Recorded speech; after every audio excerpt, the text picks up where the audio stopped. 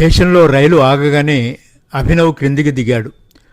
చేతిలో ఉన్న లగేజీని క్రిందపెట్టి తన చిన్ననాటి మిత్రుని రూపాన్ని గుర్తు తెచ్చుకుంటూ చుట్టూ పరికించి చూశాడు. కంపార్ట్మెంట్స్లోకి పరీక్షగా చూస్తూ ముందుకు నడుస్తున్న ఓ యువకును చూడగానే మధు అంటూ గట్టిగా కేకేశాడు. ఆ యువకుడు వెనక్కి తిరిగి చూశాడు. గుర్తుపట్టడానికి వీల్లేనంతగా మారిపోయిన స్నేహితుని వైపు కొన్ని క్షణాల పాటు ఆశ్చర్యంగా చూసి వెంటనే ఉత్సాహంగా ముందుకు వచ్చి అభినవ్ను కౌగిలించుకున్నాడు మధు. నేను నిన్ను గుర్తుపట్టలేనేమోనని భయపడ్డానురా, అయినా వెంటనే గుర్తుపట్టేశాను. కారణం ఏమిటో తెలుసా? నువ్వు శారీరకంగా ఎక్కువగా మారకపోవడమే అంటూ నవ్వేశాడు అభినవ్. నిజంగానా? మిత్రుని కళ్ళలోకి చూస్తూ అడిగాడు మధు. Sure sure. ఆనాటి మామిడికాయల దొంగ మధుగాడికి ఈనాటి మధుసూదన్ రావు గారికి నాకేమీ తేడా కనిపించడం లేదు అన్నాడు అభినవ్ పరిహాసంగా. ఇంకా అవన్నీ నీకు గుర్తున్నాయన్నమాట అన్నాడు మధు తను కూడా నవ్వేస్తూ. మధు ప్రక్కనే మరొక వ్యక్తి ఉన్నాడని గ్రహించి వారెవ్వరు అని అడిగాడు అభినవ్. ఓ సారీ, చెప్పడం మర్చాను. ఇతను మా కొలీగ్ రాజు అంటూ పరిచయం చేశాడు. Glad to meet you. My name is Abhinav, coming from US అంటూ తనను తను పరిచయం చేసుకుంటూ రాజుతో కరచాలనం చేశాడు అభినవ్. మీ గురించి మధు చెప్పాడు అంటూ అభినవ్ చేతిని అందుకున్నాడు రాజు. కబుర్లు చెప్పుకుంటూ ముగ్గురు మెల్లగా మెట్లెక్కి ఓవర్ బ్రిడ్జి మీదకి వచ్చారు. ఒకే బ్రిడ్జి మీద 2 దారులుగా విభజన చేయడానికి ఉపయోగించిన ఐరన్ మెష్ వెలుగునీడల మధ్య దేవుడు గీసిన సరిహద్దు గీతలా కనిపించింది. తన కంటికి కొత్తదనాన్ని సంతరించుకున్నట్లు కనిపిస్తున్న ఆ రైల్వే స్టేషన్ను వింతగా చూస్తూ నడుస్తున్నాడు అభినవ్. అప్రయత్నంగా అభినవ్ దృష్టి ఐరన్ మెష్ అవతలకు మళ్ళింది. ఓ నిర్భాగ్యుని ఆకారం, కట్టుకోవడానికి గుడ్డ కూడా కరువైన మానవుడు, ఎముకలను కొరికే చలిలో దిక్కులేకుండా పడున్న శరీరం. అభినవ్ క్షణంపాటు ఆగిపోయాడు. అతని హృదయంలో జాలి తొంగి చూసింది. అగ్నికి ఆజ్యం తోడైనట్లు ఆకలి బాధకు చలిబాధ తోడైంది ఆ జీవికి. ఫలితంగా హృదయ విదారకమైన మూల్గు. అభినవ్ ఇంకొంచెం ముందుకెళ్ళాడు. పరీక్షగా పరిసరాలను పరికించాడు. 3 ఏళ్ల కుర్రాడు కనిపించాడు. ఎముకల గూడులా ఉన్న వాడి శరీరాన్ని చూస్తే వాడు ఎంతో కాలం బ్రతకడనిపిస్తుంది. వాడికి కొంచెం దూరంగా సంస్కారహీనమై జడలు గట్టిన జుట్టు, మాసి పీలికలైన బట్టలు జుగుప్సను కలిగించే మరో రూపం. ఆ దృశ్యాలను చూస్తుంటే అభినవ్ ముఖంలో రంగులు మారాయి. అతనిలోని మార్పును మధు వెంటనే పసిగట్టగలిగాడు. అభినవ్ మనస్సు వెన్నకంటే సున్నితమని, కష్టాల్లో ఉన్నవాళ్ళని చూస్తే అతను హృదయం కరిగిపోతుందని మధుకు తెలుసు. అందుకనే ప్రసంగాన్ని మార్చడానికి ప్రయత్నిస్తూ నీ ఉద్యోగం ఎలా ఉంది అని అడిగాడు. చాలా బాగుంది, కానీ అలా చూడు పాపం వాళ్ళెలా బాధపడుతున్నారు అంటూ నిర్భాగ్యులను చూపించాడు. మనం ఊహించుకున్నంత బాధ వాళ్ళకుండదు. ఎప్పటినుంచో అలాంటి జీవితాలకు అలవాటు పడిపోయారు. అతి సామాన్య విషయం అన్నట్లు చెప్పాడు రాజు. అయితే ప్రతిరోజు వాళ్ళలా బాధపడాల్సిందేనా అమాయకంగా అడిగాడు అభినవ్. భలేవారండి, వాళ్లే అనుకున్నారా? అలాంటి అభాగ్యులు ఈ బ్రిడ్జి పొడవునా ఉన్నారు అన్నాడు రాజు. పిటి పిటి అని గొణిగాడు అభినవ్. అభినవ్ మనస్సు ఆలోచనలతో నిండిపోయింది. ఆపాదమస్తకం శరీరాన్ని పూర్తిగా కప్పుకొన్న చలిబాధను భరించలేక ఇంకా ఏవేవో సుఖాలను కోరుకునేవారు కొందరుంటే, చూసేవారికి జాలిని కలిగిస్తూ దుర్భరమైన జీవితం గడుపుతూ చలిలో బాధపడే నిర్భాగ్యులు మరికొందరు. స్టేషన్ బయటకు వచ్చాక మధు ఆటోను పిలిచాడు. రాజు ఇద్దరి వద్ద సెలవు తీసుకుని వెళ్ళిపోయాడు. మిత్రులిద్దరూ ఆటోలో కూర్చున్నారు. ఆటో కదిలింది. మధు వాళ్ళ ఇల్లంతా బంధువులతో సందడిగా ఉంది. మేడ క్రింది భాగంలో మధును పెళ్లికొడుకుని చేసే ప్రయత్నంలో ఉన్నారు. అభినవ్ మాత్రం కాఫీ టిఫిన్లు ముగించుకుని మేడపైన తన కోసం ప్రత్యేకంగా కేటాయించబడిన గదిలో కిటికీ ప్రక్కగా కుర్చీ వేసుకుని కూర్చున్నాడు. సిగరెట్ వెలిగించి రోడ్డు మీదికి దృష్టి మరల్చాడు. అకస్మాత్తుగా అతని కళ్లకు ఓ దృశ్యం కనిపించేసరికి కాసేపు పరిశీలనగా చూస్తుండిపోయాడు. 4 వ్యక్తులు వింత వింత ధ్వనులను పుట్టించే చెక్క వాయిద్యాలను వాయించుకుంటూ మధ్య మధ్య చేతుల్లో ఉన్న డబ్బాలను మోగిస్తూ రోడ్డు మీద నడిచే జనం దగ్గర అడుక్కు తింటున్నారు. అసహ్యం, జుగుప్సను కలిగించే వాళ్ళ శరీరాలను చూసి జనం సాధ్యమైనంత దూరంగా పోవడానికి ప్రయత్నిస్తున్నారు.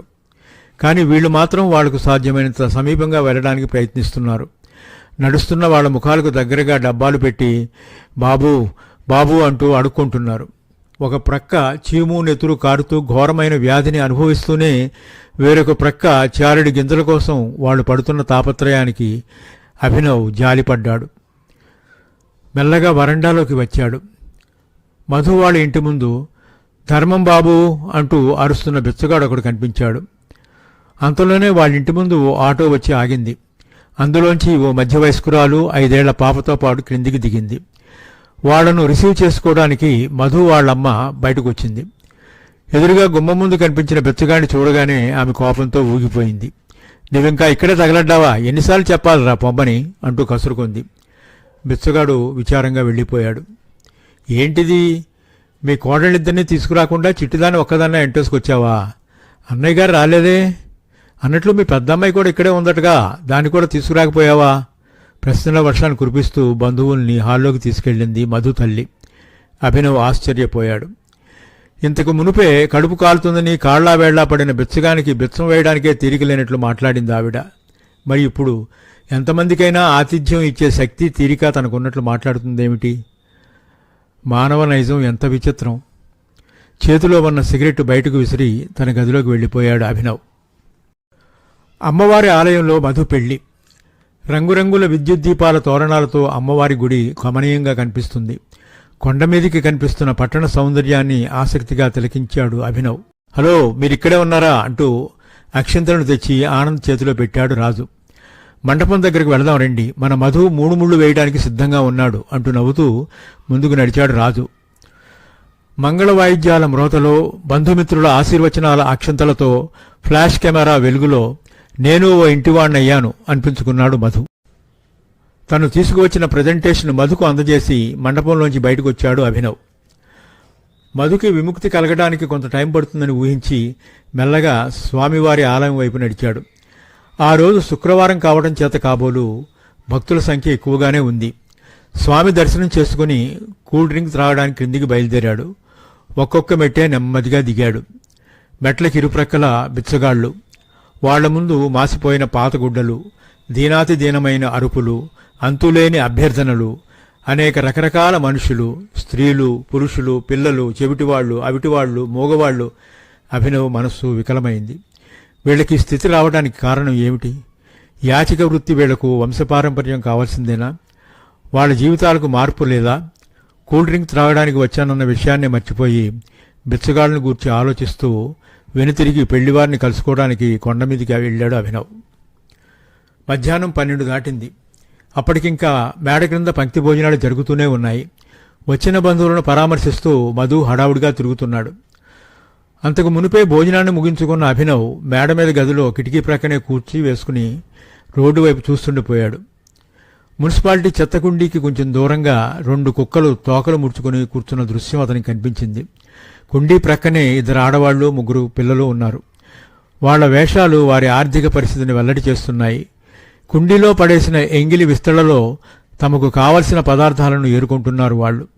తమ నోటి దగ్గర కూటిని తింటున్నారనే రోషంతో కాబోలు కుక్కలు ముందుకొచ్చి అరవసాగాయి. వాటిని అదుపులో పెట్టడానికి అంతలోనే ఓ నల్లటి వ్యక్తి పరిగెత్తుకు వచ్చాడు. చేతిలో ఉన్న కర్రతో ఆ కుక్కని చావబాదాడు. ఆ దృశ్యాన్ని చూశాక అభినవ్ మనసులో ఆలోచనలు చెలరేగాయి. పాపం, కుక్కలు తినే అన్నానికి ఆశపడుతున్నారు వాళ్ళు. అందుకు ఆ అభాగ్యులను అసహించుకుని ప్రయోజనం లేదు. వాళ్ళ స్థితికి దిగజారడానికి కారణం క్షుద్బాధ. ఆ ఆకలి పిశాచాన్ని హతమార్చాలంటే ఆర్థిక బలం కంటే శారీరకంగా ఎంతో కష్టపడాలి. కానీ అడుగు తినడానికి అలవాటు పడిన వీళ్ల శరీరాలు కష్టపడటానికి అంగీకరిస్తాయా? ఒకవేళ అంగీకరించినా వాళ్ళ కష్టాల్ని ఆదరించి ప్రతిఫలం చెల్లించే యజమానులు ఉండాలిగా. అయితే వీళ్ళ సమస్యకు పరిష్కారం ఏమిటి? మధు పిలుస్తున్నాడని ఎవరో చెప్పగానే తన ఆలోచనను కట్టిపెట్టి మేడ దిగి క్రిందికి వెళ్ళాడు అభినవ్. ఏమైనా నీవింత త్వరగా వెళ్ళిపోవడం నాకేమి నచ్చలేదు అన్నాడు మధు ఆనంద్ వెళ్లే రోజున.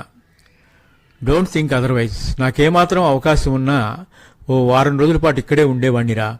నీలాంటి ప్రాణ స్నేహితుడిని వదిలి వెళ్లాలంటే నాకు మాత్రం ఆనందంగా ఉంటుందా? కానీ అక్కడ నాకు చాలా అర్జెంటు పనులున్నాయి. అందుచేత వెంటనే బయలుదేరక తప్పడం లేదు అంటూ అభినవ్ ఓవర్ బ్రిడ్జి మీదకి దారి తీసి మెట్లెక్కాడు. ఐరన్ మెష్లోంచి అవతల ప్రక్కకు చూశాడు. హృదయ విదారకమైన దృశ్యం కనిపించింది. ముఖం మీద కప్పిన మాసిన గుడ్డ, ప్రక్కనే పరిచి ఉన్న పాతగుడ్డ, జాలి గుండెలను జ్ఞప్తికి చేస్తున్న చిల్లర పైసలు చెప్పలేక చెబుతున్నాయి ఆ వ్యక్తికి ఇక జీవం లేదని. ప్రక్కనుంటే తమకు కూడా ఆ దుస్థితి కలుగుతుందని భయపడి కాబోలు అతని కోవకు చెందిన కొందరు బిచ్చగాళ్లు దూరంగా పండుకున్నారు. ప్లాట్ఫారం మీదకి ట్రైన్ వచ్చింది. అభినవ్ ట్రైన్ ఎక్కాడు. మధు రూపం కనుమరుగయ్యే వరకు అభినవ్ కంపార్ట్మెంట్లోంచి చేయి ఊపుతూనే ఉన్నాడు.